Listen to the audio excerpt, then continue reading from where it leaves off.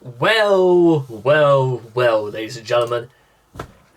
I welcome all of you back to another Rage video where tonight, ladies and gentlemen, on the closing stretch of our 25th anniversary, there was almost no other words, ladies and gentlemen. I just had to do this.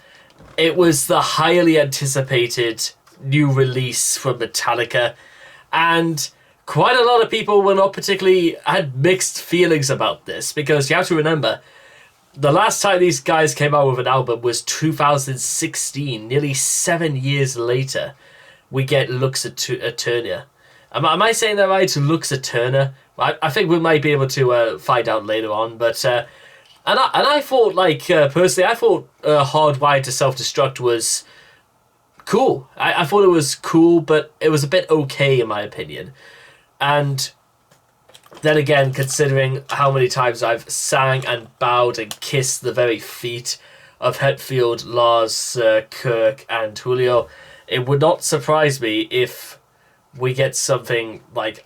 I want to see what... Because these guys are knocking on into their 60s or even their mid-60s.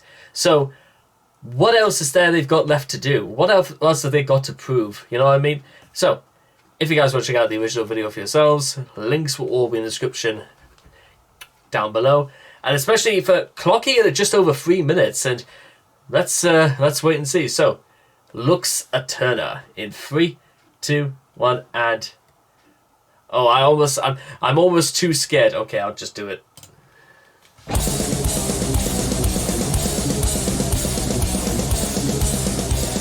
Oh, what the...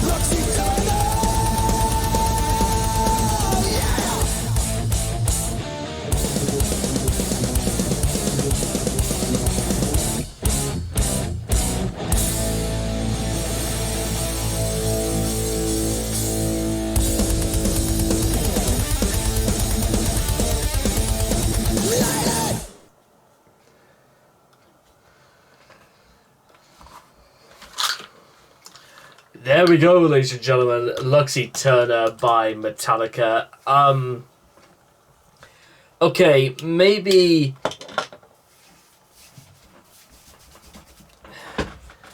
it's sort of like maybe the time I kind of want to go over things just a little bit, because it does absolutely feel like absolute old school Metallica. It really, really does.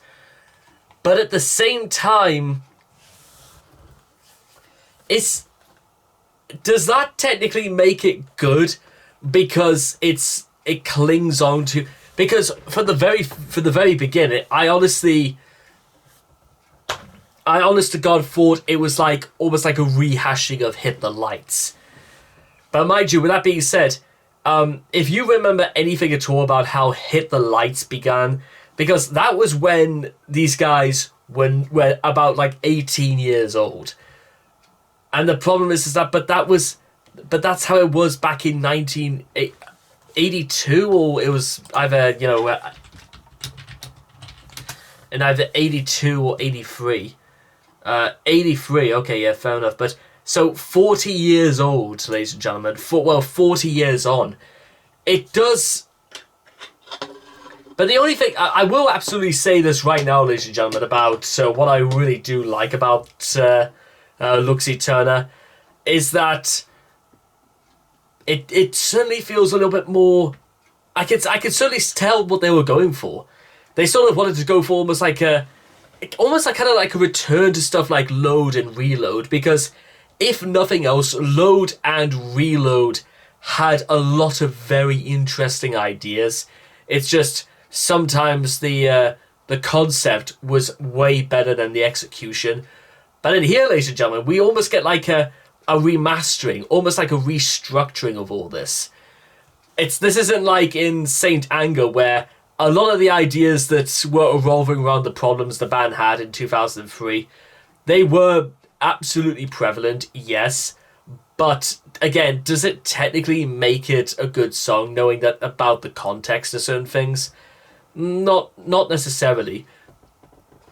But absolutely, I'm gonna get this back on track, ladies and gentlemen. Is that if nothing else, what Lux Æterna is that it's got me a little bit excited. It shows me that there is still life in these guys, and I'll tell you what. Again, I was almost concerned about how kind of short the song was, but I think it kind of works. It's sort of like a boom, like an actual like introduction to what I'm going to assume is going to be everything else on 72 Seasons. And if all goes well, absolutely I will be coming back to do the rest of this. But mind you, I remember I covered the whole of Kill 'Em All last year, and again, maybe I should go back to like adding, further thoughts to it, because this is going to make the idea of like doing like a top, like a tier list for Metallica a lot harder. Because if I was to say where Lux Æterna would place, I think it would be sort of like just below Hit the Lights, because I think Hit the Lights, for what it was going for, is 100%. Lux Æterna is just sort of, it throws out a lot of keywords like, magnification and domination, kindred, alliance, condemned inside.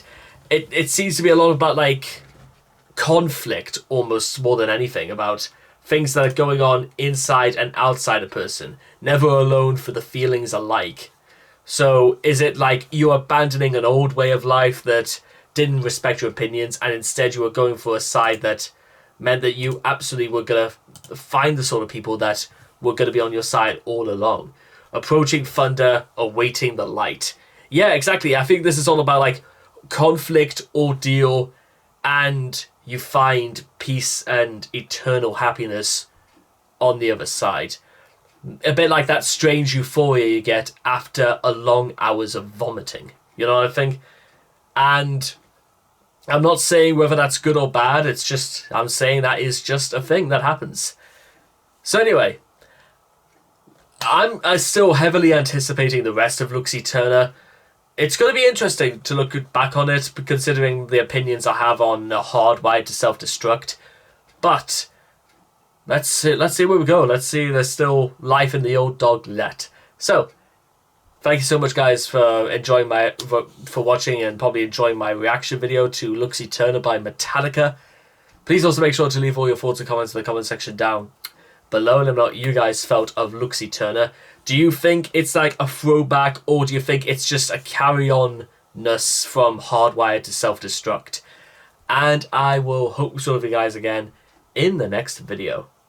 Wow, 31 days into this year, and this is the first time we actually get to talk about Metallica. Wow, that's kind of wild. You know what I'm saying? Take care, and bye-bye for now.